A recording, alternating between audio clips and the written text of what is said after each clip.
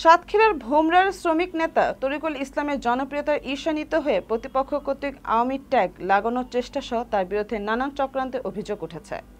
সাতক্ষীরা প্রতিনিধি মোহাম্মদ মোকাররম বিল্লাহ ইমন আইটিভি বাংলাকে জানিয়েছেন, মোহাম্মদ তরিকুল ইসলাম গ্রাম ভোমরা থানা জেলা সাতক্ষীরা। আপনারা জানেন আমি দীর্ঘদিন ধরে ভোমরা ইউনিয়নের সতত দক্ষতা সুনামের সহিত একটি সংগঠনের নেতৃত্ব দিয়ে আসছি। বিগত আওয়ামী লীগ সরকারের আমলে আমার মতো নির্যাতিত ভোমরা ইউনিয়নের ভিতরে আর কেউ হয়েছে কিনা আমার জানা নেই। রবিবার দুপুরে সাতক্ষীরা প্রেস ক্লাবে আব্দুল মোতালেব মিলনায়তনে এক সংবাদ সম্মেলনে এই অভিযোগ করেন ভোমরা গ্রামের মোহাম্মদ তরিকুল ইসলাম। সংবাদ সম্মেলনে লিখিত বক্তব্যে তিনি বলেন, আমি দীর্ঘদিন ধরে সততা, দক্ষতা এবং সুনামের সাথে ভোমরা ইউনিয়নের একটি শ্রমিক সংগঠনের নেতৃত্ব দিয়ে আসছি। বিগত আওয়ামী সরকারের আমলে আমার মতো নির্যাতিত আর কেউ হয়নি। জামায়াত বিএনপি বলে তারা সবসময় আমাকে চাপে রাখত, বিভিন্নভাবে নির্যাতন করত।